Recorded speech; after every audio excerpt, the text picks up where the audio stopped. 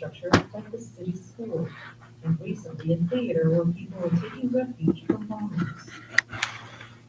Amid those ravaged neighborhoods, survivors say life will never be the same. A makeshift kitchen is all that's left of this woman's home, and some no longer have the energy or will to leave. Why leave the city now after what we've been through? We've had difficult days with bombings, hunger, and cold weather. As you can see, our neighborhood is destroyed. As old lives are left behind, some have found shelter in local schools, with another humanitarian crisis unfolding. Katia Lopez-Origan, Al Jazeera.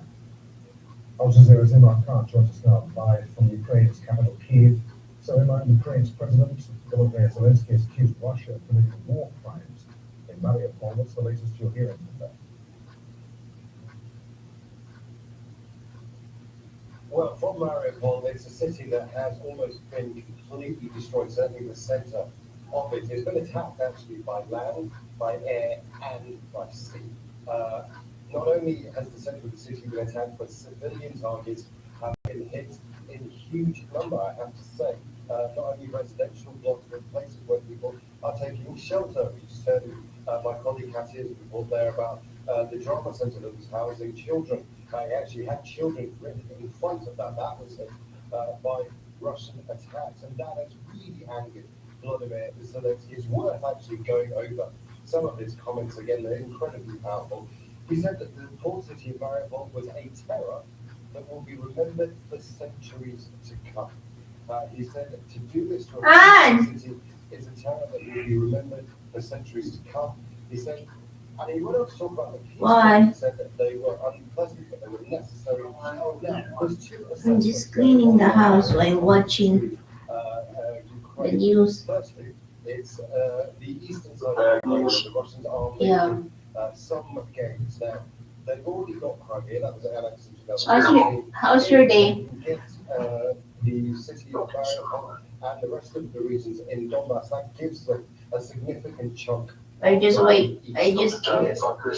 What's happening? You're gonna go to Johnny Parker's? The two towns where Ukrainians are fighting the Russians. That's a big front line there. What the Ukrainians do are now pushing against those Russian forces. They've been in defensive mode for about a week now. We're hearing that this particular morning they are in offensive mode. They are going after that part. They've done that before. There's very much kind of offensive. What time you be home? Most Western intelligence reports are suggesting that actually the advance into Kiev has stalled. That's something that we're seeing. They haven't 22? been so far. What? A very bleak situation when it comes to Mariupol. When it God, comes he's to sleeping. Donbass, How's your cat? the Ukrainians are fighting. I don't know, maybe she's outside. They're in the capital of volunteer forces. I will just start cleaning now. Who haven't been able to flee the city. You sleeping? Well, it's really interesting, Adrian. Yes. I I don't want to get up. Of people who simply do not know how to confirm people with But we need to get up. are stuck here. A lot of people left in the open How did you density get up? cities actually 50%. 9. A number of people have actually come back, younger people, I did my because they realize that breakfast in and this then city start who cleaning didn't now. have any help. While I'm washing your people socks. that remain behind are actually using their own money out of their own pocket to help those that are left behind. Let's take a close look. Bye-bye. Take care. Bye. It might not look like it, but these people are providing a vital service. Without any external funding, Anya and her friends deliver groceries and basic goods to some of the most vulnerable in Kyiv. Some of the goods are donated, but most are paid for by the volunteers themselves. Давно вже тягнувся. I only wanted to do volunteering work. I don't have grandparents, so this help me compensate for that. It really comes from my heart. Maria rarely leaves the house. She's too frail to make the journey, and the elevator in her building is best described as temperamental. She stayed in the city because she says she has no family to go to. Without the volunteers, she would be completely alone and hungry. I was in hospital with heart problems, and my daughter died recently. I have a niece who could help, but public transport is short, so she can't plan for it. Right now, I don't need anyone because we have things like this. One Volunteers work under the umbrella of an organisation called Love Life, which existed before the war to help the homeless and vulnerable. Now it's one of the only organisations in Ukraine still operating, and demand for its services far outstrips its capacity. To cope, the organisation has changed the way it operates. It identifies the most vulnerable people and posts them on a private social media channel. Volunteers then make the deliveries, navigating the city's many checkpoints and anti-tank barricades. And it's not just home delivery. Kitchens and roadside kiosks have also become a front line of sorts in the war effort. Most of the restaurants across the city are shut, but the kitchens are open and the chefs are working. Now, they might not be making their usual cuisines. What they're doing is they're making home-style cuisines that then volunteers pick up and bring to distribution points like these. And it is a lifeline for many. This might be the one hot meal that they get a day. Imran Khan, Al Jazeera, Kyiv. The frontline city of Kharkiv has been relentlessly targeted since the start of the war. There's a desperate search for survivors in the ruins of buildings. Al Jazeera's Asad Bey reports now from northeastern Ukraine. Well, this is one of the worst hit areas of Kharkiv, the second largest city in Ukraine. It had a population of 1.5 million.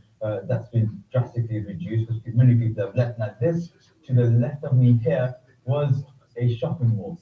Just take a look at that. Now, this city has been pounded by the Russians with airstrikes, shelling, and artillery. And where we're standing right now is the center of the city, and you can just see that there's complete and utter destruction and devastation. Now, there's a feeling that the Russians thought that they could take this city without much resistance, but they were forced out. And there's a feeling by some here that now the Russians are punishing this city. I have to be careful here because the temperatures are well below zero. There's still ice on the floor. There's craters along here. These cars here have all been destroyed and damaged. A bit further up, you can see the burnt out cars that were damaged with the shelling and the artillery. And even whilst we've been here, we've heard loud thumps. I'm not sure if you can hear that. Now that's heavy artillery firing, that's going on all day and all night. And if you look along the horizon, you can see smoke rising from the heavy fighting that's taking place. Now the Russians have been pounding the city really heavily for the last 2 weeks, but the Ukrainian forces are still holding out and hoping that they can keep the Russians out. And it's like that across the east of the country where the Russians are fighting on multiple fronts. But I just want you to take in some more of the devastation and destruction that has taken place here in the center of Kharkiv. You can see cars buried in the rubble, and the buildings have collapsed on it. Even the trees here are destroyed and burnt out. It's really something. We're in the center of Kharkiv, the second largest city, where the Ukrainian forces are still managing to keep the Russians out. Still to come here on Al Jazeera, a protest in space. Russia denies that cosmonauts were making a statement by wearing the colors of Ukraine's flag. And bridging the political and cultural divide, an exhibition of Persian art in New York offers an insight into modern-day Iran.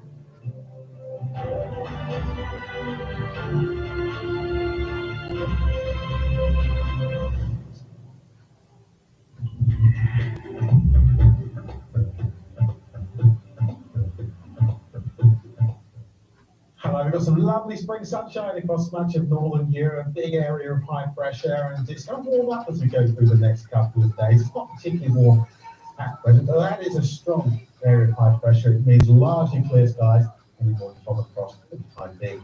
As I said, it will warm up. The unsettled weather is further south. The remnants of Storm Celia still bringing some lively showers in across that western side of the Mediterranean. There we go on the temperatures, so not too bad. Temperatures about where they should be the central part of the still cool side down towards that southeastern corner. But as we go through the next couple of days, look at Sunday, 13 Celsius there in Berlin, only 11 degrees in London, half below the average. It will warm up. Monday, 14 could touch 17 by Tuesday, maybe 19 by Wednesday, and there's that walk into Central Park. It's going to be absolutely lovely then. Not too bad at the moment, largely clear skies. Still one or two showers just around the Low Countries. Wetted weather still in place there, down across some parts of France, like western side of the Mediterranean. Still, of course, to see some bits and pieces of cloud and grey. We have got some showers there still lingering down towards the southeastern corner. Showers too across northern parts of Africa, quite a brisk wind, and showers for West Africa.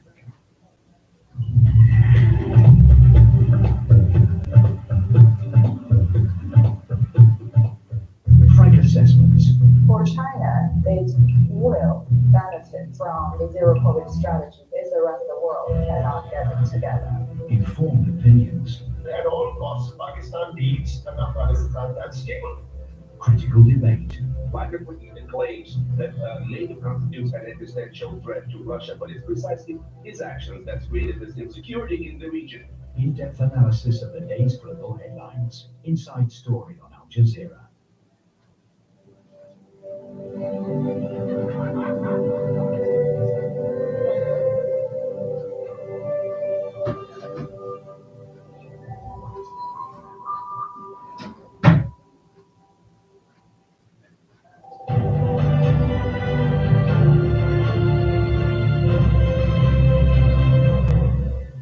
Hello again, this is Al Jazeera. Let's remind you of the main news this hour. Ukraine's President Volodymyr Zelensky has accused Russia of committing war crimes in the port city of Mariupol. Zelensky says that the siege will be remembered for centuries as he pleaded for an end to the war. Nearly 4,000 people managed to leave Mariupol on Saturday. Ukrainian officials expect further departures out of the city throughout Sunday. And in Kharkiv, rescue workers have been searching for survivors of the ruins of buildings. Russian forces have relentlessly targeted the city since the start of the bridge. Russia's President Vladimir Putin has insisted that the invasion of Ukraine is an operation to demilitarize and denazify the country. A group of Holocaust scholars says that his claim that the government is pro-Nazi is factually wrong and morally repugnant. But a number of far-right militias have emerged in Ukraine since the conflict in the east began in 2014, including the ultra-nationalist Azov battalion, which is now integrated into the army. Analysts have argued that integration reined in the battalion and rooted out neo-Nazis in its ranks. And some US politicians say that it should be designated a terrorist group. But in recent years, there have been multiple reports of anti-Jewish activities in Ukraine, which prompted the government to introduce new penalties. Cynthia Miller-Idris is the author of Hate in the Homeland, the new global far right. She says that Putin's talk of denazification is propaganda, but maintains that extremism is an issue in Ukraine. Ukraine, like other militaries, the German military, the US military, has had a problem with far-right extremists and white supremacists among their ranks. It's a minority problem, a very small percentage, but it's a persistent problem. And in Ukraine, that problem has grown since 2014 as ultra-nationalist factions and militias were clashing with pro-Russian separatists, or with Russia itself, and have drawn foreign fighters from overseas. Again, not all of them were far-right in nature, but some of them are, and that is what we're seeing now too, is that there's some recruitment and mobilization happening among global white supremacists to go to Ukraine and use this opportunity to gain tactical training and combat experience.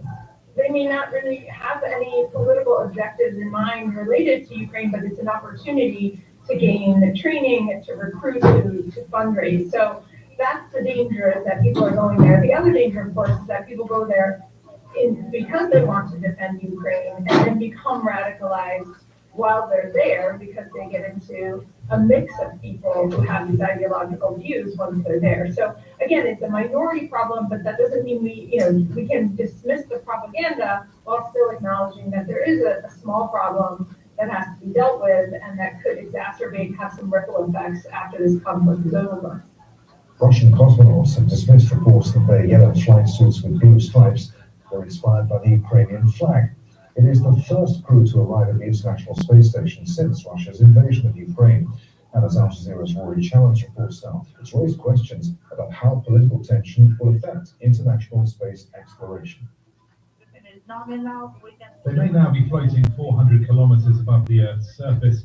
However, terrestrial conflict has accompanied the International Space Station's newest visitors. First through the hatch is Denise Matthew. Hugs and smiles greeted Sergei Kosakov, Denis Matveev, and Oleg Artemyev as they came through the hatch. But look at the colours on the Russian cosmonaut suits, yellow and blue, the same as the Ukrainian flag. It didn't take long for some back on Earth to conclude this was a coded message of condemnation for their country's invasion of Ukraine. Sometimes yellow is just yellow, scoffed Russia's space agency on Telegram, but Russian mission control got on comms just to make sure. That's them asking Oleg why the crew is wearing yellow suits while everyone else on the ISS wears grey. Here's Oleg's reply. Each crew picks the suits, the overalls, out of their own choice, so that we don't all look the same. Now, it was our turn to pick the colour. The truth is, we'd accumulated a lot of yellow material, so we needed to use it up. That's why we had to wear yellow flight suits. Perhaps, but Russian space and defense analyst Pavel Felgenhauer says if they were making a political comment, they'd need a cover story. For a Russian cosmonaut to go against the grid is he'll be just simply not sent to space again, and for them that's a tragedy. And the Russian Cosmic Agency and Dmitry Rogozin being absolutely supportive of the campaign in Ukraine. So even if they wanted to show some kind of resentment, they found a very good legal cover to say that this is just business as usual. Either way, Russia's invasion of Ukraine is putting huge strain on space cooperation. US sanctions are targeting Russia's space program. The European Space Agency is pulling out of a Russian-European mission to Mars. Launches have been cancelled and contracts broken. Years of collaboration between Russia, the US, and its Western allies are being pulled apart in weeks. Rory Challenge, Al Jazeera. Now, to the rest of the day's news. The Saudi coalition fighting in Yemen says that Houthi rebels have launched 4 attacks on the kingdom, damaging cars and homes. Saudi state media report that a gas facility in Khamis Bushehr was targeted, as well as a power station, an Aramco oil facility, and a water desalination plant were also targeted. The coalition says that it stopped an attack on a second Aramco facility in the city of Yanbu. Somalia is suffering its worst drought in 40 years. More than 500,000 people have left their homes to seek food and water because their livestock has died and they're unable to grow crops. Let's go live now to Mogadishu. Al Jazeera's Malcolm Webb is there for us. Malcolm, what's happening to these people right now? Well, just to get a sense of the scale of what's going on here, those 500,000 or 600,000 people have left their homes. That's a third of Somalia's population. And people here say in past droughts, people would flee the countryside to come to the villages. In worse droughts, people flee the villages to come to the towns. But now, say we've got swathes of populations of towns moving to the cities, seeking water and food and the means to survive. Now, to the south of here, where we are now in Mogadishu, along the banks and the basins of the Shabelle and Juba rivers, people there, they farm crops, they herd some livestock, but just within the last month or two, the last of the water in those 2 rivers has disappeared. This is an area that was known as the breadbasket of Somalia because it was producing food, but now thousands of people have set off on foot to leave those places which are now completely dry to try and seek means of survival elsewhere. And a lot of them arrived here in the capital, Mogadishu, where they set up makeshift camps. We spoke to some of them. Let's take a look at that story now. Rukia Hussein Ahmed says when she planted her last handful of seeds on her farm, rain never came. With no food left, she started to make her way here, Somalia's capital Mogadishu, with her 4 children. Their journey began on the back of a truck. Then things got worse. The truck driver said, "This is my last stop. You can continue on your own to Mogadishu." We sat down under a tree. My two babies were in bad condition because of hunger and thirst. Then, all of a sudden, I found they had white eyes. They had died. There was a lady living there who helped me to bury them by the roadside.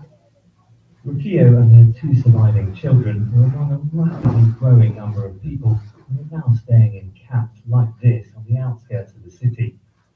Most of the people here have walked for more than a week to get here.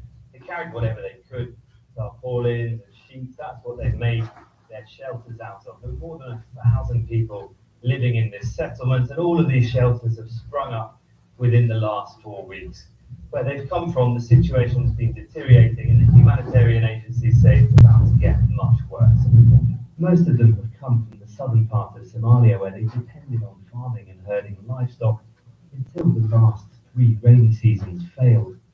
Crops withered and animals died. Here, they're surviving on 1 meal a day. Howard Mohammed Osman was one of the first to arrive. She's a community leader. She's been trying to find help with little success. The situation around here is extremely difficult. People are hungry and in poor health. People don't even have shelter. Every time a car passes here, people think that somebody is coming to give them food. It's a similar story all around the outskirts of Mogadishu. The UN says more than 60,000 people have arrived here in the last 4 months, and across the country, more than 500,000 people have been displaced by the drought. Humanitarian organizations say they only have 3% of the funds needed to help them. The solution is for everyone to act fast. We need more funds. We need more attention to the drought. We need support from the donor agencies, from donor countries, to the Somali people. That's what we need now. Meanwhile, Somalia's government is entangled in an ongoing and fraught electoral process. Much of the world's attention is focused on the war in Ukraine. People here have been left destitute. They're waiting and wondering if anyone will come to help. Aside from the chronic shortage of funds, there are other problems, serious problems in trying to get help to the people that need it. The ongoing conflict with the armed group Al-Shabaab, who have been fighting for years, the Western-backed government that's based here in Mogadishu, means it's very difficult for the government and its Western partners to distribute any kind of assistance beyond the cities and the towns that they control.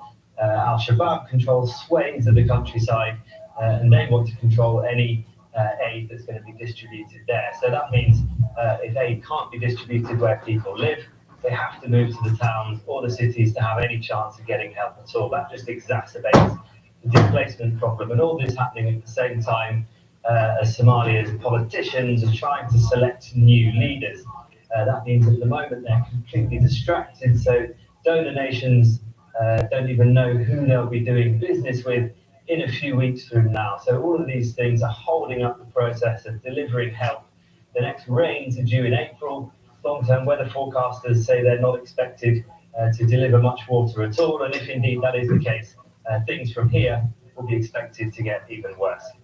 Al Jazeera's Malcolm Webb reporting live there from Somalia's capital Mogadishu, where he's exited. The divide between the US and Iran has been highlighted by recent efforts to revive the 2015 nuclear deal, but a Persian art exhibition in New York is trying to bridge the gap. Al Jazeera's Kristen Salini reports. With ornate patterns and Islamic references, the current exhibit at New York's Asia Society clearly shows its Persian roots. Wajikami is interesting. Alchemy. But the exquisite craftsmanship isn't all that curator Fareshta Daftari wants her American audience to see. When you look at the works here, you will realize that they're not just mere decorative works. They have very profound messages to convey, even if at times the messages are concealed. Rebel, jester, mystic, poet, Contemporary Persians features 20+ living artists from Iran and its diaspora. About a third of the artists on display still reside there, in a country long seen as an American adversary. The work on display conveys many aspects of Persian identity to a Western audience more accustomed to seeing modern Iran through a political lens. At times, the work plays with stereotypes to present a more nuanced view. This image of an open wound is a miracle. From war and peace to connecting this idea of war with the pursuit of art To gender identity, it's sort of, in a way, a rebellion against what is expected of Iranians. the art reveals the people behind the politics. Would they be able to show these works in Iran? Most of them have been shown in Iraq, yes, most have been shown. And of course, we have to be also sensitive about certain rules. Sometimes using humor to quietly subvert authority. The biggest misconception is that all women are depressed, and they're under the veil and they're oppressed. Or beauty to convey something dark. The idea of mirrors reflecting truth. These contemporary Persians, like all great artists, compel the viewer to look again for a completely different perspective. Christensen, Al Jazeera, New York. World-renowned ballet stars have raised at least $180,000 for Ukrainians during a gala performance in London. Leading ballerinas from Russia and Ukraine, as well as from Asia and the Americas, took part in the show at the London Coliseum. It was organised by former British Royal Ballet stars, including Ukrainian Ivan Pushov. It is important to show that the whole world is supporting Ukraine, and Dance for Ukraine here at London Coliseum have an incredible array of artists, musicians who join from around the world. We have dancers from Brazil, from England, from Scotland, from France, Russians, Ukrainians. It is important to show that Russian doesn't equal aggression. It doesn't equal the horrific scenes that are happening in Ukraine right now.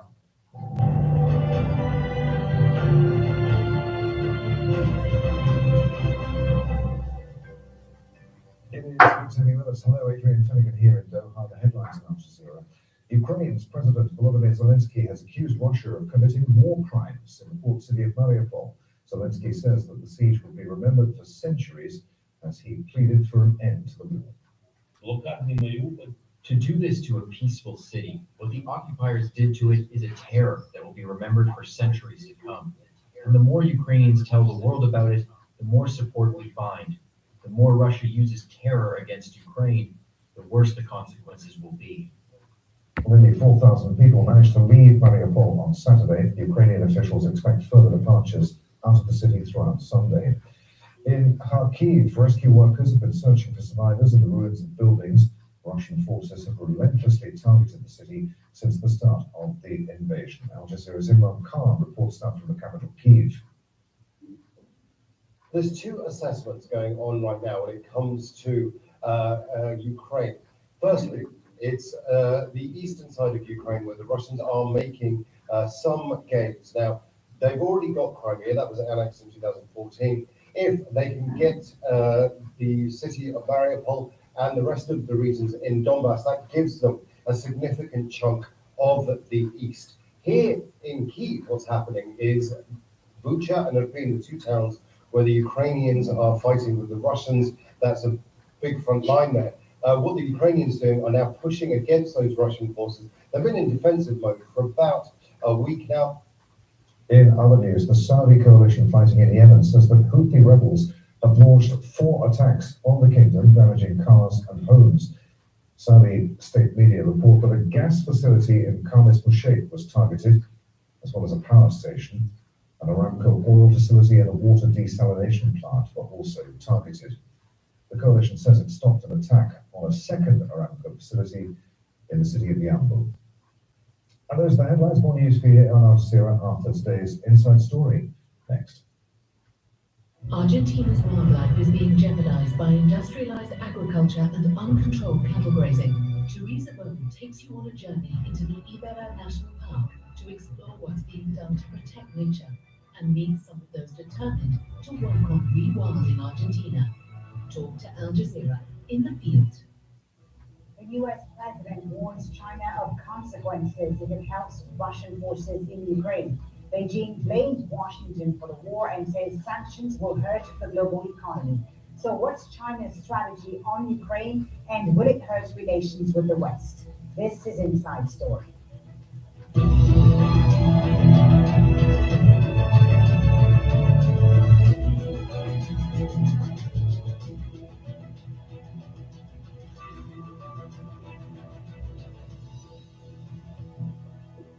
Hello and welcome to the program. I'm Tony Battibo. It's been nearly a month since Russia invaded Ukraine, and there's been no sign of any de-escalation. Russian forces have targeted several regions in the last few days, including the besieged city of Mariupol in the south. While the fighting rages on, world leaders are attempting to find a diplomatic solution. US President Joe Biden and Chinese leader Xi Jinping spoke on the phone on Friday for the first time since the war began. Washington is concerned about Beijing's stance on the conflict. Chinese officials have refused to condemn the invasion. Biden has warned of consequences for China if it provides material support to Moscow. But the White House hasn't given details on what those consequences might include. We have a range of tools that could be considered, and sanctions are certainly one tool in the toolbox, as they are for other countries as well, even if as we have not outlined specific consequences, and we'll communicate those directly to China and, of course, with our European partners and counterparts. Meanwhile, China's ambassador to Ukraine has praised the strength of the Ukrainian people in a message that was a slight departure from the official line in Beijing. Ukraine state media quoted saying China is a friendly country for the Ukrainian people. As an ambassador, I can responsibly say that our country will forever be a good force for Ukraine, both economically and politically. He says we'll always respect your state and develop relations on the basis of equality and mutual benefit. Here's Al Jazeera's Katrina Yu in Beijing now with more on the call between the US and Chinese leaders.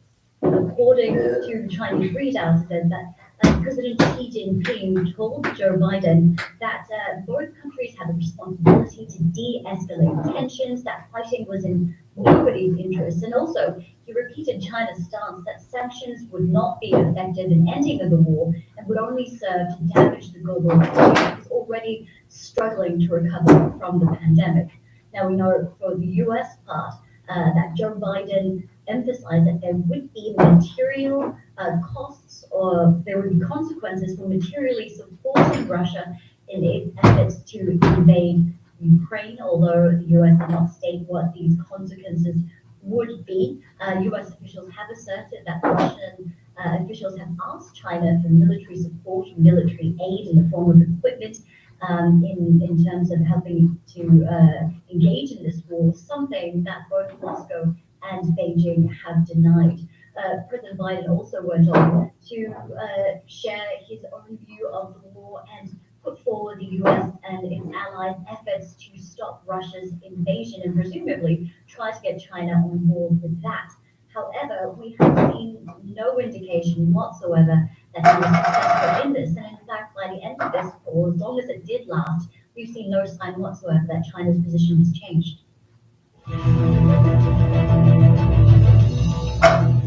Well, let's bring in our guests for today's Inside Story in Beijing. Andy Mark, a senior research fellow at the Center for China and Globalization and a professor at Beijing Foreign Studies University. In Washington, Lawrence Cole, a former Assistant Secretary of Defense and a senior fellow at the Center for American Progress.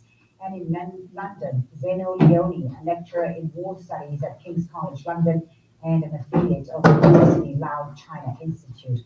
A warm welcome to you all, gentlemen. Thank you for being on Inside Story. Andy Mark in Beijing, let me start with you, please.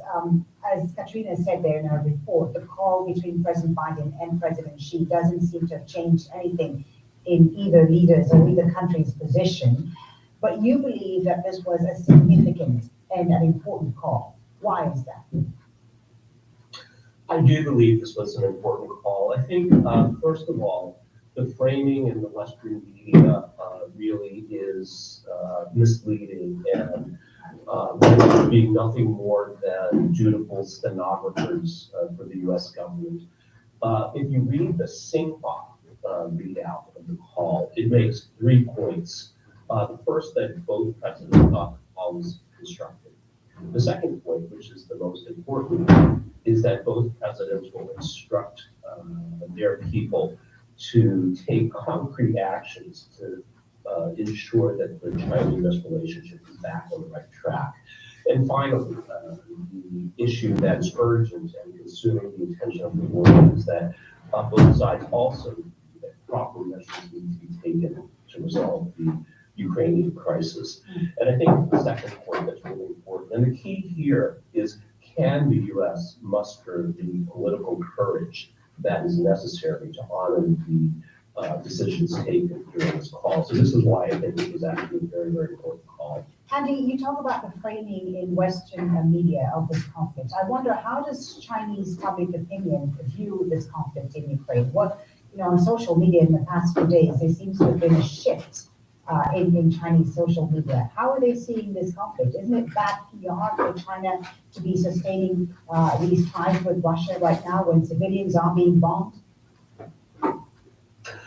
Well, I think we have to separate public opinion in China from the official position. And public opinion, of course, matters. But what matters more, I think, is the government's position on this.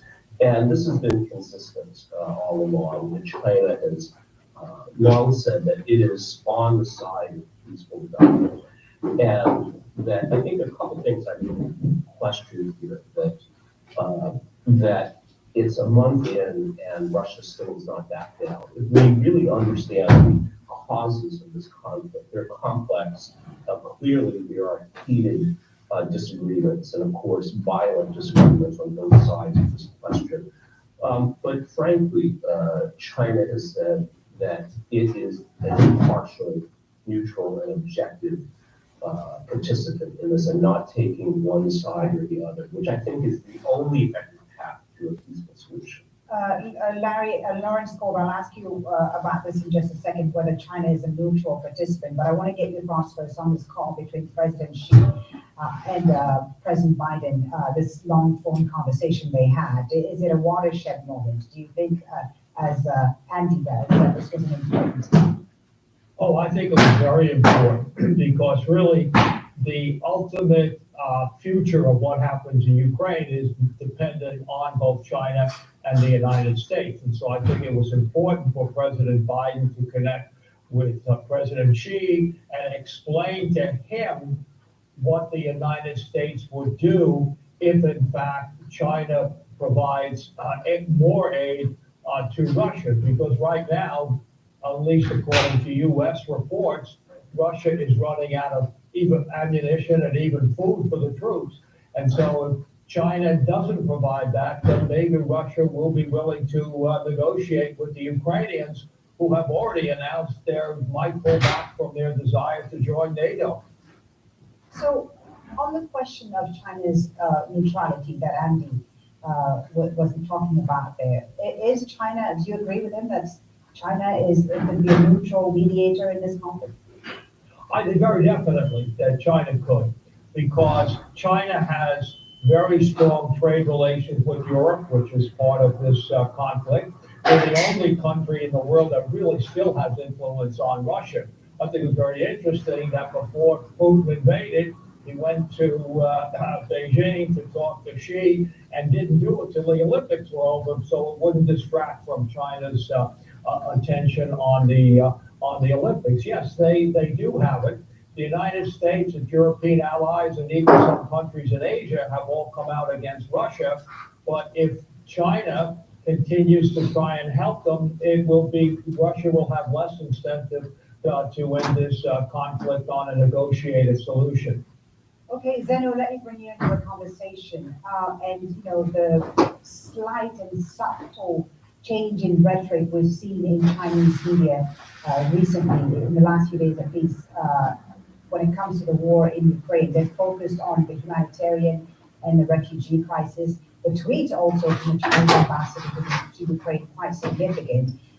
China providing humanitarian aid to Ukraine as well. How should we view this? Do you think China's position is evolving and has evolved since the conflict began? I think since the conflict began, China's position substantially hasn't really changed. There was always great concern and great emphasis on the drama experienced by Ukrainian people and emphasis on trying to find a peaceful resolution. However, at least on a public level, China continues to be on the side of Russia. And of course, here China is a dilemma, which is should it prioritize economic interests or political interests? Because if it was prioritized economic interests, it would obviously try to make its conversation with the West, with Europe, more productive. But actually, China, we know there's a pattern, right? We've seen this pattern during this crisis.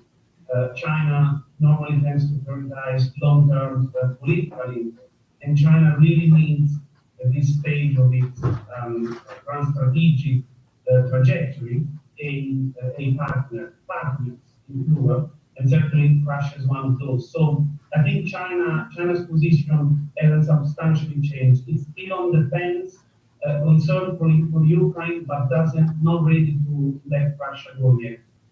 Okay, let's take a closer look now at China's economic ties with some of the key players in this crisis and what's at stake. U.S. trade with China has grown enormously in recent decades and is crucial for both nations. The United States imports more from China than from any other nation. In 2021, nearly half of China's $3.3 trillion in exports went to the U.S. and its allies.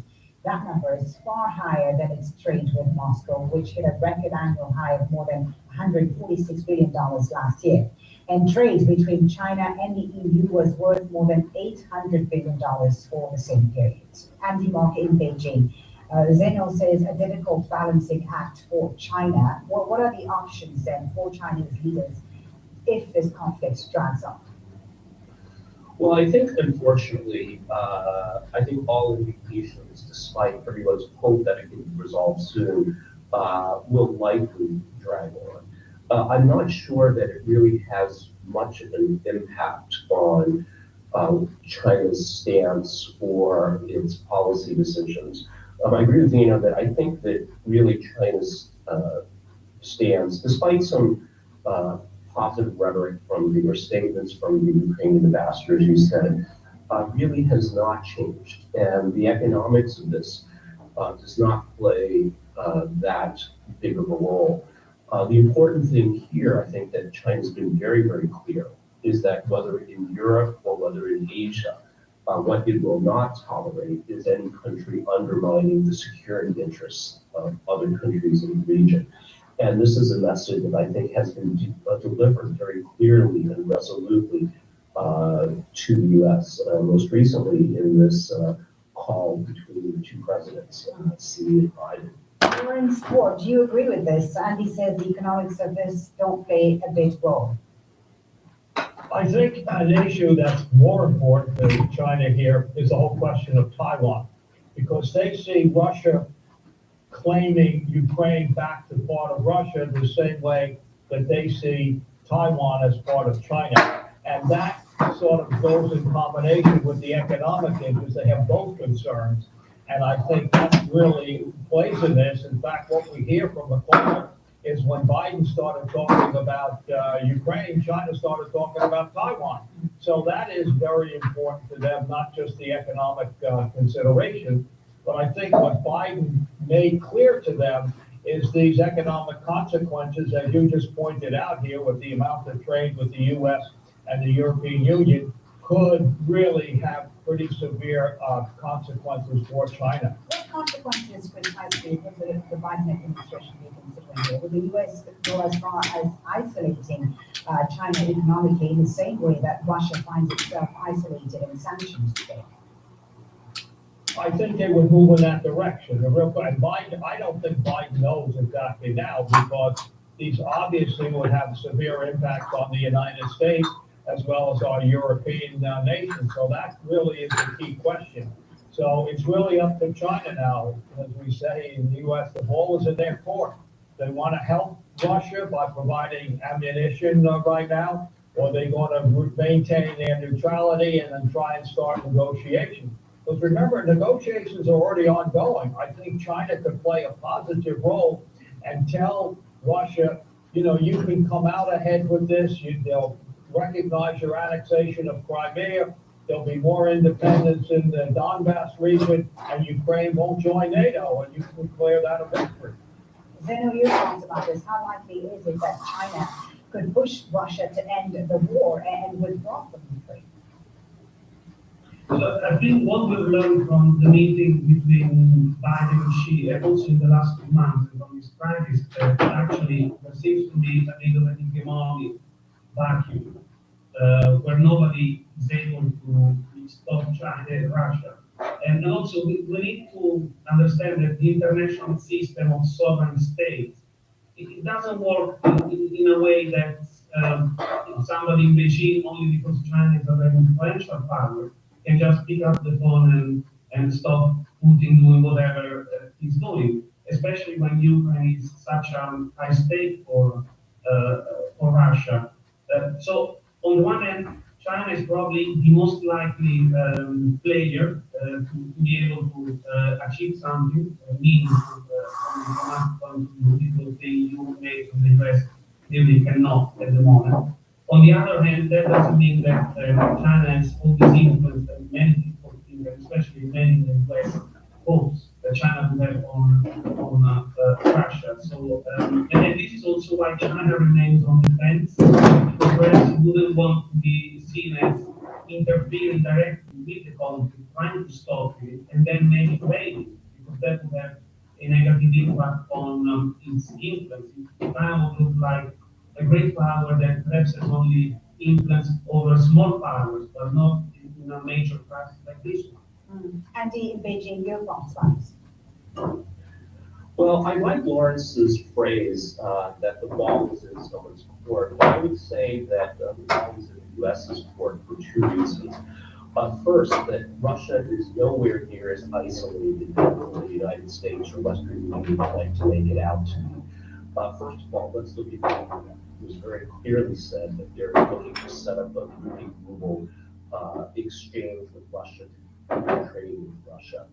Look at the OPEC countries, for whom Russia has been a very crucial voice on the UN Security Council.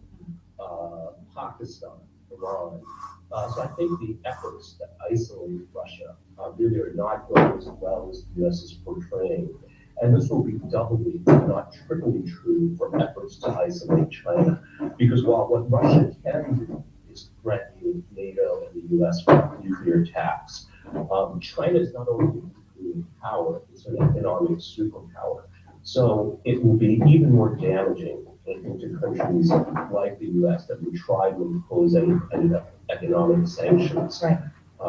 Let me ask you this about this viewpoint, Andy, that a lot of commentators are making right now, and that is President Xi was banking on Putin and his own country in China to form a unified, strong bloc against the West, another bloc against the West. I mean, a weaker Russia, whether they come out victorious from this war or not, I mean, would that not sit well with the Chinese? I mean, Russia, regardless of whether they win in Ukraine, will come out somewhat weaker from this conflict. Isn't that a concern for China? Well, I think very briefly, China's worldview is that it wants to see a more just and humane order without any country engaged in this kind of power politics, colonial thinking. But I think the more important point here is that really the case? What about the issue of Taiwan? I mean, that was top of the conversation between President Biden and President Xi. Taiwan, the implications for Taiwan. Yes. Sure. Well, again, Taiwan is the cornerstone of U.S.-China relations because China sees this as an internal matter and others around the world perhaps don't. But I think I want to really emphasize here that there's too much attention paid to the military conflict in Ukraine.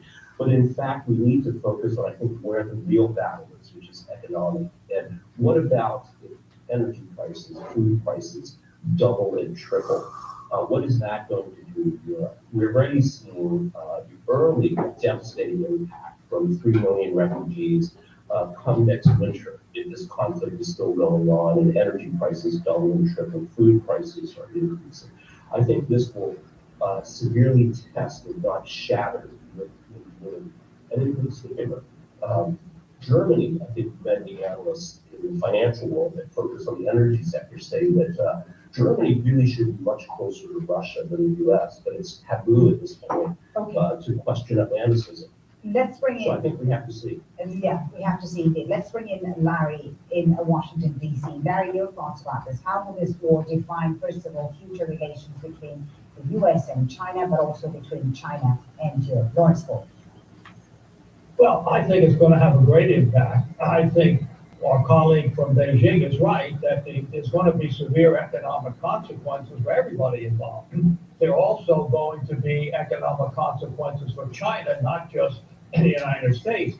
And it's very interesting that Andy mentioned Germany, because up till now, Germany had been leading toward Russia.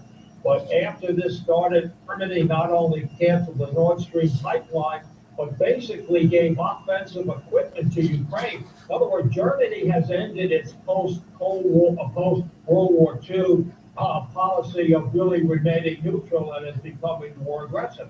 Nobody wins the longer this goes on. I agree.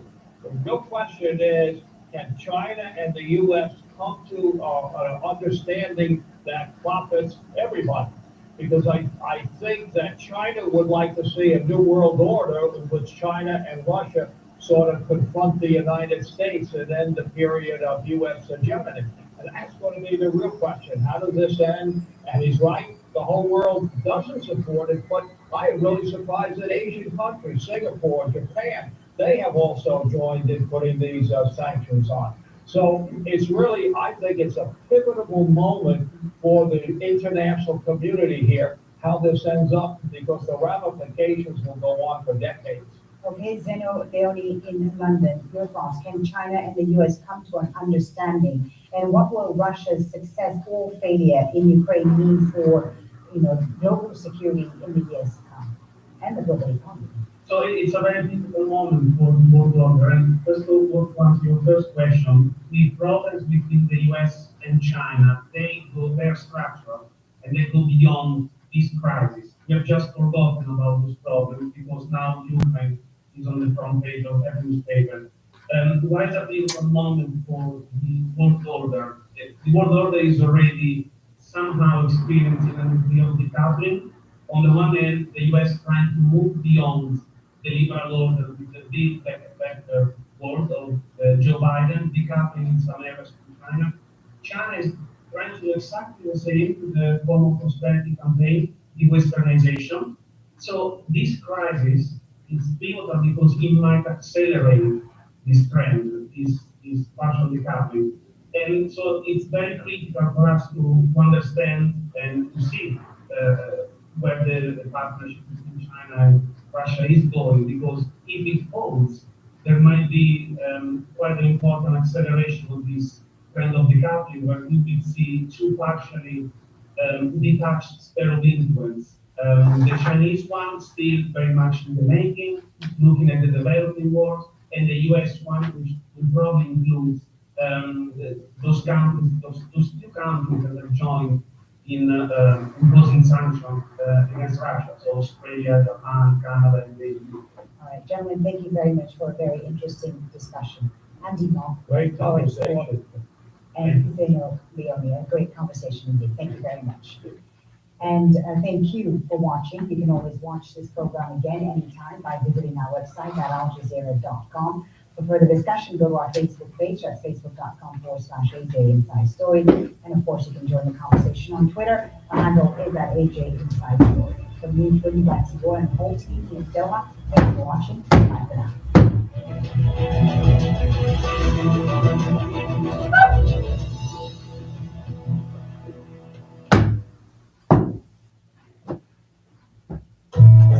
With Genesee Goods, I spoke. She does exquisite pieces, very glamorous.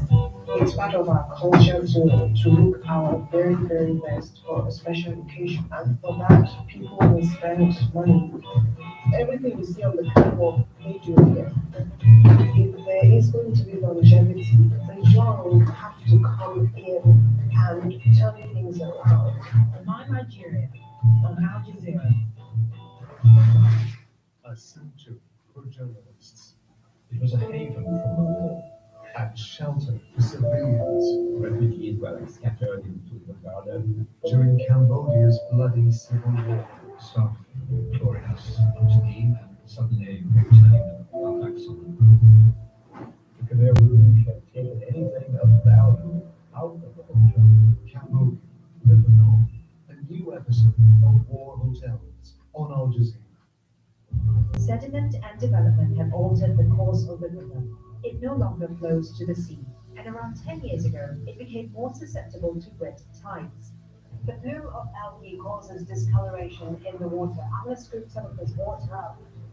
And you can see there's a rust-colored tinge to it. Tests by the Fisheries Department show that algae in the Genting River is of the Alexandria species, which produces toxins. Rosli bin Ibrahim is a fisherman from Malaysia's Tupat district in Kelantan. In the 1990s, the Giddy River was clear. You could see the sand. We didn't have any problems here. Now the river is polluted and it smells bad. Fisheries officials have issued notices banning people from selling or eating mollusks found along the Genting River. The area affected by the red tide is small, but news of the algae bloom has affected seafood traders in the area. Cold response. NATO's long-planned military Arctic exercise, the largest since the Cold War, has taken on new significance as the war rages in Ukraine.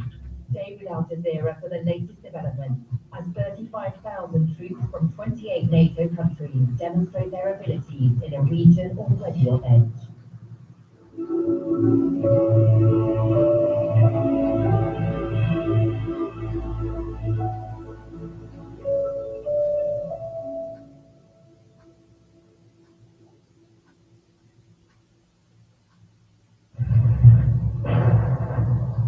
As fighting reaches the streets of Mariupol, Ukraine's leader calls the Russian siege of the port city a war crime. To do this to a peaceful city, what the occupiers did to it is a terror that will be remembered for centuries to come.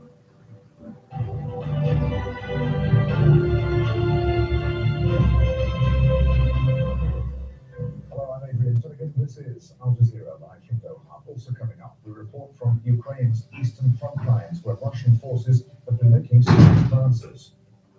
I'm Asad Bey, and I'm in Kharkiv, Ukraine's second largest city that's been pounded by Russian forces for the last 3 weeks. Feeding those left behind, volunteers risk their lives to help the most vulnerable in the capital, Kyiv. And we report from a refugee camp in Somalia, where many displaced by drought are now facing starvation.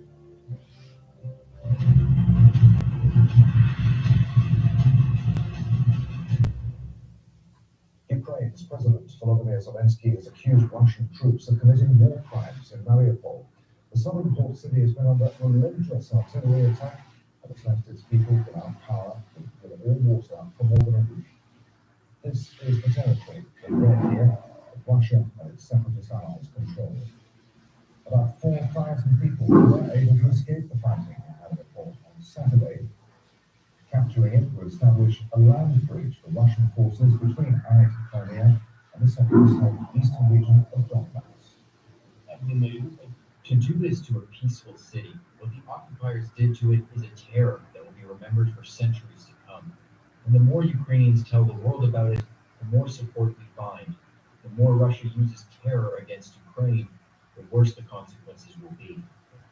People in entire neighborhoods are now trying to leave the city with fears of more strikes by the Russian army. Al Jazeera's Kapil Lopez reports. A city under siege as Russian forces intensify their attacks. What's left of neighborhoods in Mariupol are shattered homes and buildings. Across the port city, scattered bodies lay out on the street, scenes of the worst war can do. Cars now line the streets as people try to flee. Checkpoints make sure only civilians leave. Центрального района вот окраина I got out of the city's central district through bombings and destruction. We lost our house, so now we're leaving with our children. We're still in shock and fearful. Russian forces charged into the port city, a place where weeks of shelling had kept about 400,000 people hostage. Local authorities say Moscow's attacks have cut electricity supplies, heating, and water. Russia denies it's targeting civilians. Yeah, it freed us from education. But airstrikes have hit civilian infrastructure like the city school, and recently a theater where people were taking refuge from bombings. Amid those ravaged neighborhoods, survivors say life will never be the same. A makeshift kitchen is all that's left of this woman's home, and some no longer have the energy or will to leave. Why leave the city now after what we've been through? We've had difficult days with bombings, hunger, and cold weather. As you can see, our neighborhood is destroyed. As old lives are left behind, some have found shelter in local schools, with another humanitarian crisis unfolding. Katia Lopez-Olayan, Al Jazeera. Al Jazeera's Imran Khan is live for us now in Ukraine's capital, Kyiv. Imran, President Volodymyr Zelensky has called Russia's actions in Mariupol a war crime. What's the latest you're hearing from them? Well, we're hearing a lot of reaction, certainly on social media, to his comments, absolutely backing him for that. A lot of pro-Ukrainian sites are saying that there is about time that it was called what it was called what it is, which is a war crime. It's worth going over his comments again. To do this for a peaceful city, he said, what the occupiers did is a terror that will be remembered for centuries to come. If you take a look at the pictures coming out of Mariupol, reporting coming out of that city, you'll see that it's actually besieged not only from air, but by land and by sea as well. A number of buildings have been completely destroyed, civilian areas totally destroyed as well. Also, the Russian forces are pushing in deeper into the city as we speak. They say that there's a heavy fighting going on around a steel plant there. Don't forget there has been several bombings that are taking place against civilian targets, including a drama theatre that was being used as a shelter. Whilst that's going on there, there's real concern that if they do manage to take Mariupol, the Russian forces, that links Crimea, which they already have, and Chernihiv and Kharkiv, again, giving them most of the Donbass region and also a land bridge between Crimea, which is already controlled, into those areas as well. However, in the capital, we're hearing that the Ukrainians are actually fighting back. They're now publicly saying that there's a counter-offensive taking place in Irpin. Irpin is one of the front lines, about 15 kilometers from where I'm standing right now. It's a town that's been besieged by Russian forces for about 8 or 9 days now. There has been very much a kind of offensive, counter-offensive game going on with the Russians, but now the Ukrainian forces are saying that they're pushing the Russians out onto the outskirts of that city. If that's independently confirmed, it is something that is significant, particularly for the Ukrainian forces. Now, the other thing that the Ukrainians keep saying is this idea of close the skies. They want that NATO flies over. That's actually slightly going away now. They've realized that NATO is not going to put a no-fly zone for fear of escalation over Ukraine. The Ukrainians are saying, well, give us the fighter jets and we'll do it ourselves. Whether that actually happens or not is unlikely, to be fair, according to most military analysts that I've spoken to, but it is something that the Ukrainians are now pushing for. And there in the capital, Kyiv, volunteers have come together to try to help vulnerable people who've been left behind, unable to flee. That's absolutely right. There's a disproportionate amount of elderly and infirm people left in the city. This city is about 50% evacuated right now. And what's happening is the people that are left behind are people that simply have nowhere else to go. They either can't afford it, they don't have any family, or they're simply too frail or infirm to actually leave the city. And volunteers are now picking up where the social services would have taken care of these people. There's a huge volunteer force across the city, just ordinary people who are looking after the most frail and most vulnerable, and they're doing it out of their own pocket. Let's take a closer look at what exactly that they're doing. It might not look like it, but these people are providing a vital service. Without any external funding, Anya and her friends deliver groceries and basic goods to some of the most vulnerable in Kyiv. Some of the goods are donated, but most are paid for by the volunteers themselves. I only wanted to do volunteering work. I don't have grandparents, so this helps me compensate for that. It really comes from my heart. Maria rarely leaves the house. She's too frail to make the journey, and the elevator in her building is best described as temperamental. She stayed in the city because she says she has no family to go to. Without the volunteers, she'd be completely alone and hungry. I was in hospital with heart problems, and my daughter died recently. I have a niece who could help, but public transport is shut, so she can't get here.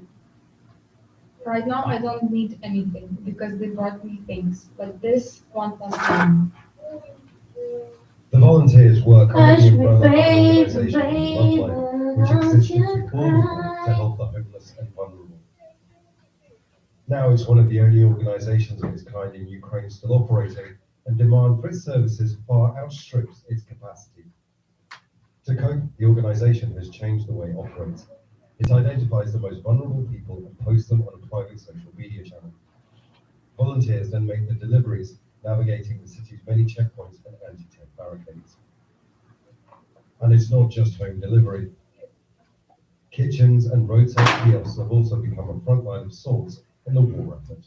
Most of the restaurants across the city are shut, but the kitchens are open and the chefs are working. Now, they might not be making their usual cuisines. What they're doing is they're making home-style cuisines that then volunteers pick up and bring to distribution points like these. And it is a lifeline for many. This might be the one hot meal that they get a day. Imran Khan, Al Jazeera, Kyiv. The frontline city of Kharkiv has been continuously targeted since the start of the war. There's a desperate search for survivors in the ruins of buildings there. Al Jazeera's Asad Bey reports from northeastern Ukraine.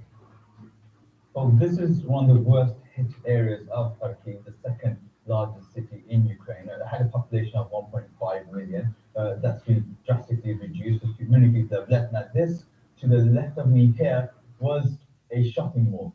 Just take a look at that. Now, this city has been pounded by the Russians with airstrikes, shelling, and artillery. And where we're standing right now is the center of the city, and you can just see that there's complete and utter destruction and devastation now. But there's a feeling that the Russians thought that they could take this city without much resistance, but they were forced out. And there's a feeling by some here that now the Russians are punishing this city. I have to be careful again because the Russian road here, there's still ice on the floor, there's craters along here. These cars here have all been destroyed and damaged. A bit further up, you can see the burnt out cars that were damaged with the shelling and the artillery. And even whilst we've been here, we've heard loud thumps. I'm not sure if you can hear that. Now that's heavy artillery firing. That's going on all day and all night. And if you look along the horizon, you can see smoke rising from the heavy fighting that's taking place. And the Russians have been pounding the city really heavily for the last 2 weeks, but the Ukrainian forces are still holding out and hoping that they can keep the Russians out. And it's like that across the east of the country where the Russians are fighting on multiple fronts. But I just wanted to take in some more of the devastation and destruction that has taken place here in the center of Kharkiv. You can see cars buried in the rubble, and the buildings have collapsed on it. Even the trees here destroyed and burnt out. It's really something. We're in the center of Kharkiv, the second largest city, where the Ukrainian forces are still managing to keep the Russians out. Chechen fighters are battling with Ukrainian forces in the city of Mariupol. The Kremlin-backed leader of Chechnya announced that his fighters are leading the offensive. Thousands of people there remain hiding in bunkers. Ukraine and Russia have agreed to set up new humanitarian corridors to evacuate civilians. Ukraine's Deputy Prime Minister says that aid will be provided to besieged cities. Доброго ранку, шановні українці. We are opening next humanitarian corridors for today. 7 new routes agree with Russia. Corridors will be out of Donetsk region, Mariupol and Kiev region. We will also send aid to Kharkiv and several surrounding towns. Look at the weather update next here on Al Jazeera. Still to come, the leaders of Japan and India urge peace despite their differences over Russia's invasion. At a lively presidential debate in the Philippines, the real talking point is who didn't take part.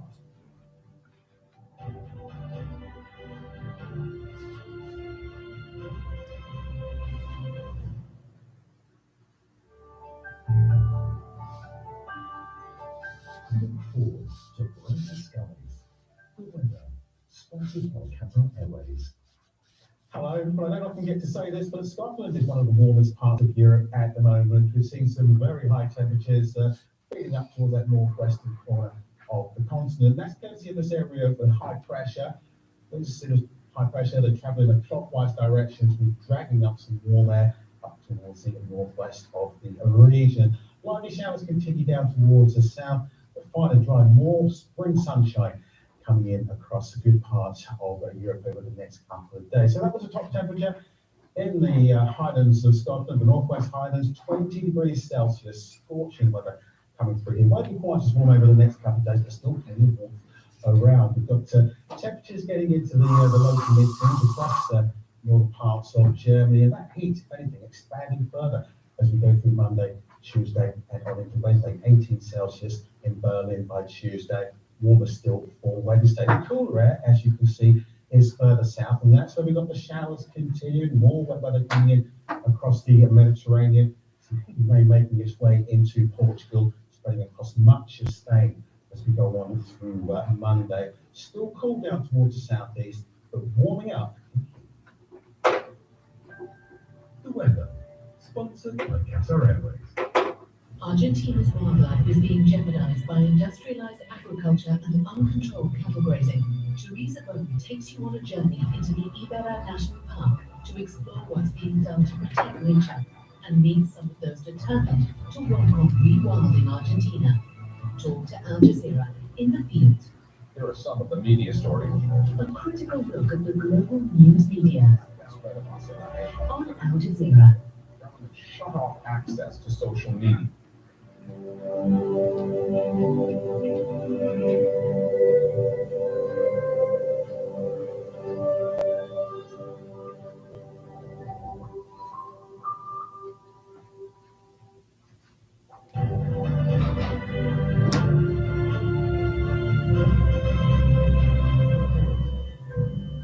Again, this is Al Jazeera. Let's remind you of the main news this hour. Ukraine's President Volodymyr Zelensky has accused Russia of committing war crimes in the port city of Mariupol. Zelensky says the siege will be remembered for centuries, as he pleaded for an end to the war. Nearly 4,000 people managed to leave Mariupol on Saturday. Ukrainian officials expect further departures out of the city throughout Sunday. In Kharkiv, rescue workers have been searching for survivors in the ruins of buildings. Russian forces have relentlessly targeted the city since the start of the invasion. Japan's Prime Minister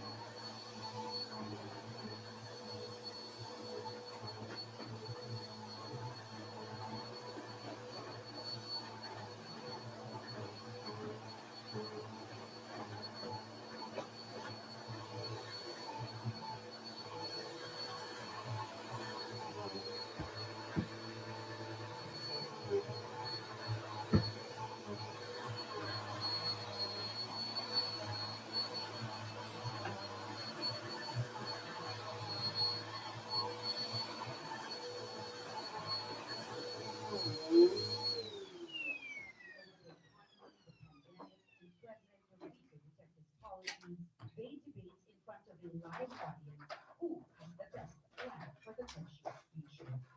Manila Mayor Isko Moreno, Senator Panfilo Lacson, and Vice President Lenny Robredo are among the crowd favorites. Out of 118 Out of the 118 infrastructure plans of President Duterte, only 12 have been finished. We need to review them and instead get the Filipino private sector as partners, also focusing less on infrastructure and going beyond, like linking farms to market roads. Known around the world for his boxing career, Manny Pacquiao is now a senator, promising to provide housing for all Filipino families. But he hasn't exactly laid out how he plans to achieve that. Just like Manny Pacquiao, Manila Mayor Isko Moreno's story is quintessentially Filipino. He was a poor kid who became an actor. He went on to become one of Manila's most popular mayors. Moreno doubled down on that rags to riches story, saying anything is possible if he becomes president. Vice President Lenny Robredo is the leader of the opposition and the only female candidate in this year's run-up. Kaya po wag na nating hanapin ang ayaw namang humarap sa atin. Let us not look for the ones who are not here. I am always here, all the time, in front of you, fighting for you. True leaders show up and man up. The best man for the job is a woman. Mr. Marcos will not be joining this debate. Robredo is referring to this empty podium. It was meant for Bongbong Marcos Jr., son of the late dictator Ferdinand Marcos Sr., and the front-runner in the election. But he has refused to attend nearly all debates since the campaign started. He says the questions have been repetitive and are lacking in substance. Some of those questions include his conviction for tax evasion, his family's multi-million-dollar estate tax, and accusations over drugs use. Even his own supporters have urged him to show up, saying leaders should have the courage to face the public. Compared to previous debates, the insults hurled towards each other are less personal. But as the hours dragged on, the show started to look more like an emergency meeting for a country deeply in crisis.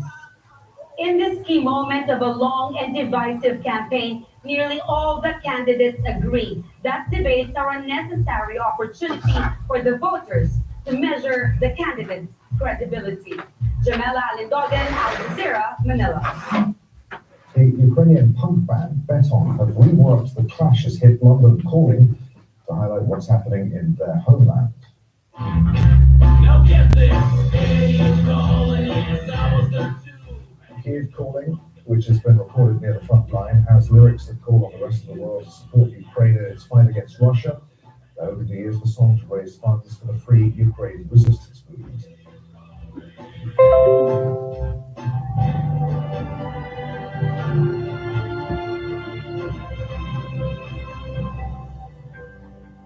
It's good to have you with us. Hello, Adrian Finnegan here in Doha. The headlines. Al Jazeera.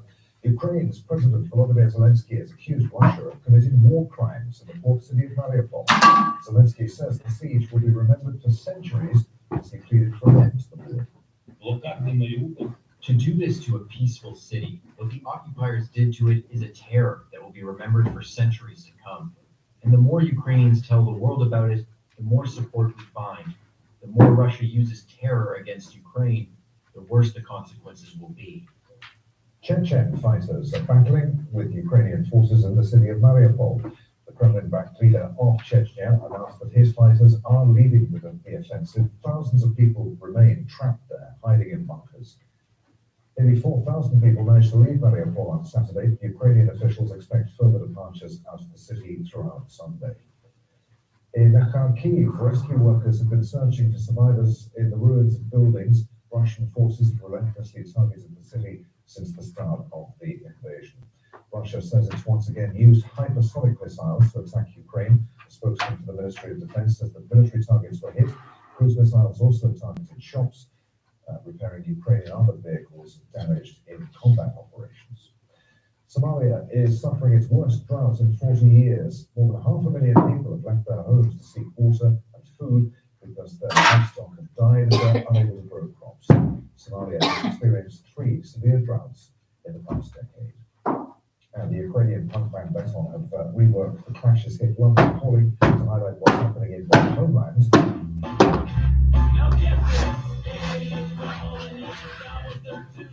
So good we played it twice, just minutes apart. Here's Calling, which has been recorded near the front line, has lyrics that call on the rest of the world to support Ukraine in its fight against Russia.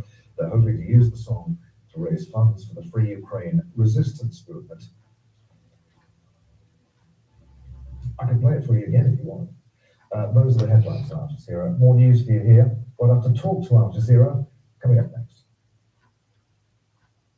From the front lines, Al Jazeera's correspondents continue to report every angle of the war in Ukraine. We just heard shelling in the distance and machine gun fire in the forests. There is a humanitarian crisis erupting on multiple fronts. Rat rockets landed just a few meters from our convoy. Similar positions are being built all over the Dnipro region. And its entire street totally destroyed. On the road we came in on, there was still clearly an active battlefield. Stay with Al Jazeera for the latest development.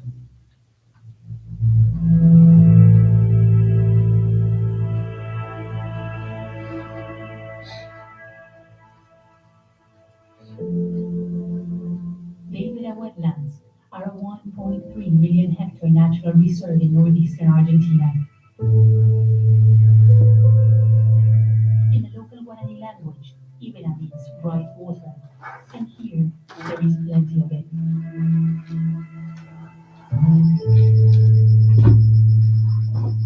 But in recent years, wildlife in the area has suffered because of rapid development, industrialized agriculture, and uncontrolled cattle grazing. Argentina is one of the world's top food producers, and bread are some of its main exports. And now as the country stretches its agricultural capabilities even further, several conservation strategies are being tried out, and it seems some of them are working. We have come to the Ibera Wetlands in the province of Corrientes in northeastern Argentina to talk to biologists and scientists who are trying to rewild this area and reduce the destruction caused by man. On this edition of Talk to Al Jazeera in the Field, we take you on a journey into the Ibera National Park to look at what is being done to protect nature, restore the ecology, and increase biodiversity.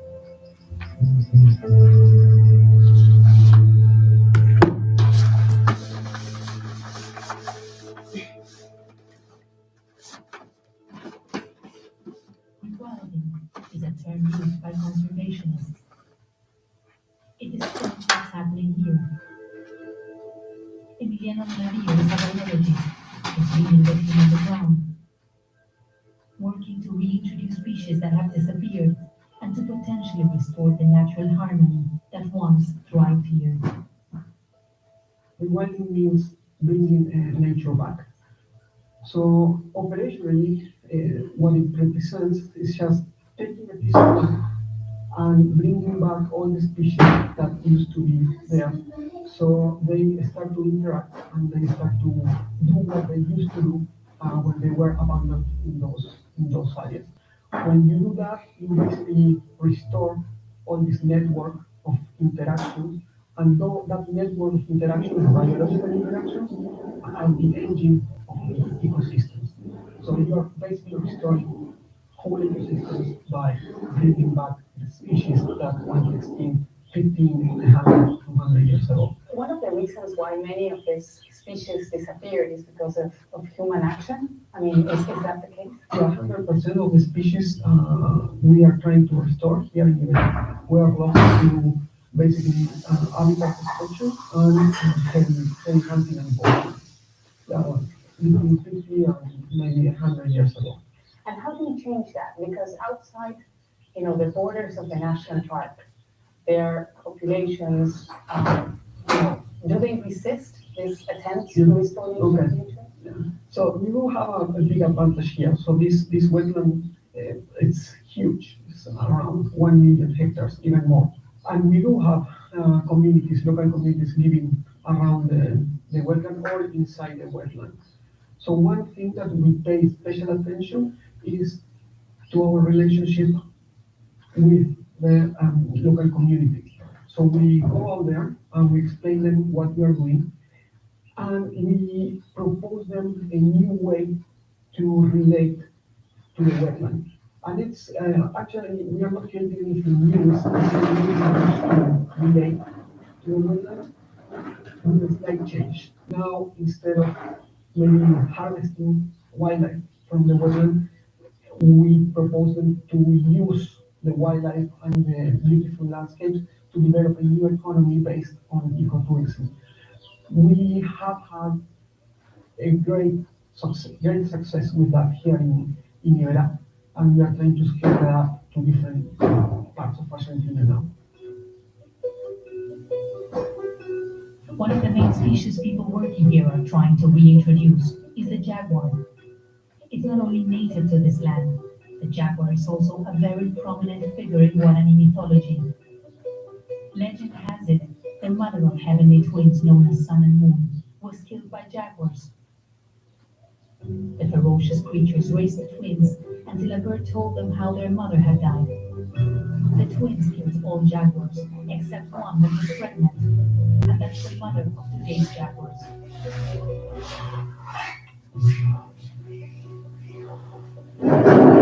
Now Wetlands are kept here so their cubs can one day repopulate the area.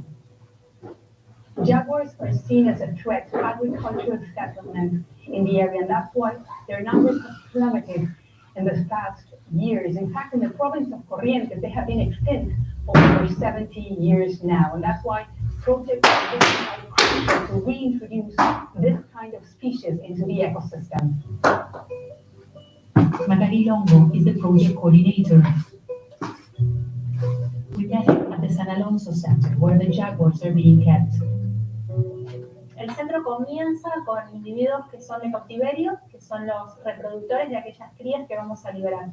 Entonces, tenemos corrales de media hectárea en donde conviven estos individuos, tanto machos como hembras.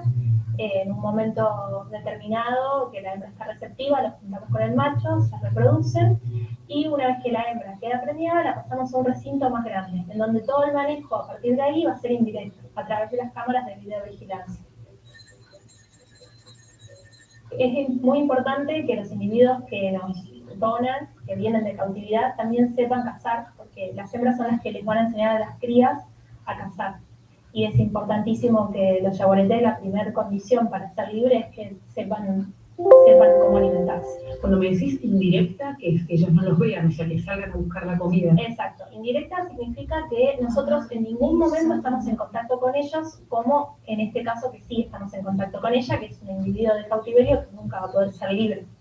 Indirecto hablamos de monitorearlos indirectamente a través de cámaras de videovigilancia que se encuentran alrededor de recintos, en donde podemos observar el comportamiento, la habilidad de caza, y a través de eso también podemos hacer ingreso de comida, es decir, de presa viva, para que el yaguareté sorpresivamente se encuentre en el recinto con un individuo vivo y lo pueda cazar.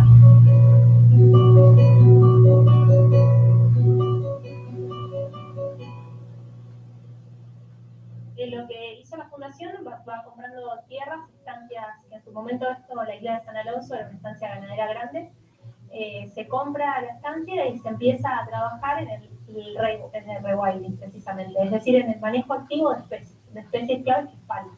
Comenzamos con venado de las pampas, oso hormiguero, pecarí de collar, y ahora por último estamos en las últimas fases. Ya hablamos de fase de liberación en el proyecto Yaguareté, en las fases iniciales del proyecto Nutria Gigantes, es decir, hacer un manejo activo con la fauna que falta para devolver esas especies claves al ecosistema y que el ambiente esté completo.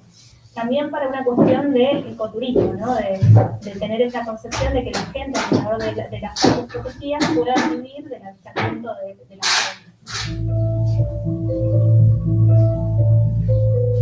There are 7 other jaguars that have not been exposed to humans as much. It will soon be ready to be released into the wild. For now,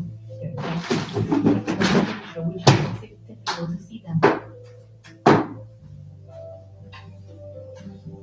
During our stay, one of them needed its GPS monitoring collar to be replaced, so we accompanied the team during the process. The team here had been setting traps, but the female jaguar, Marijuana, had managed to evade them. But one night, it suddenly happened. Marijuana has 2 cubs. She had to be sedated, and Carolina Rojas is the veterinarian in charge.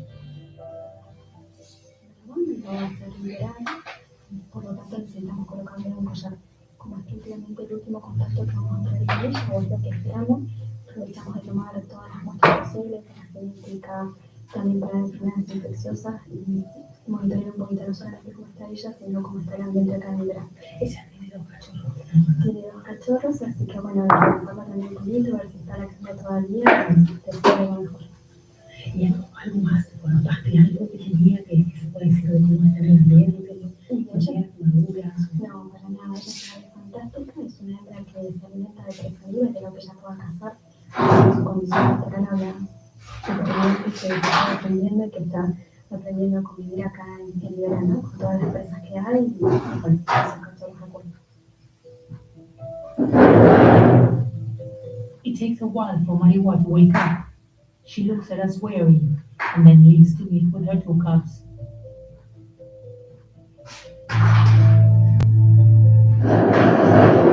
In January, Mariwa left her 30-hectare enclosure and was finally released.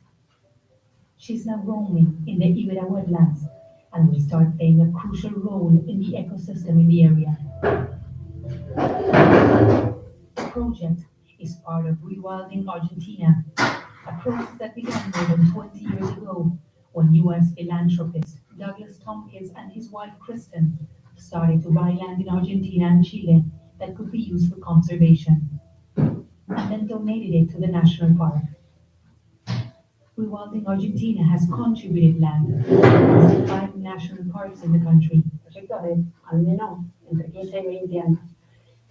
Porque es un proceso de cambio de uso de la tierra y eso en general trae muchos conflictos y miedos hasta que el proyecto se entiende el atractivo turístico que hay detrás de la vida silvestre y además se entiende esta idea de donar al Estado. Es muy raro en Argentina que un privado piense en donar al Estado. Cuando empezamos a donar, es como que todos los prejuicios se desmoronan. Esto, que fue una protección de naturaleza, lo llamamos nosotros, porque en el fondo deja muchos fondos a las comunidades locales. De acá se devolvieron 50.000 hectáreas más o menos que se donaron a parques, 150.000 hectáreas que se donaron a parques. Devolver fue un legado de edad donado al Estado, porque el Estado en su momento con la colonización entregó las tierras a la producción privada. Hoy Argentina tiene casi todo el país en manos privadas, es muy poquito lo que quedó fiscal, y es muy poquito lo que quedó como parque nacional, menos del 3%. Entonces, que vengan privados que quieran comprar tierras privadas y donarlas al Estado para que sea un patrimonio público, es algo que llamaba la atención, pero bueno, él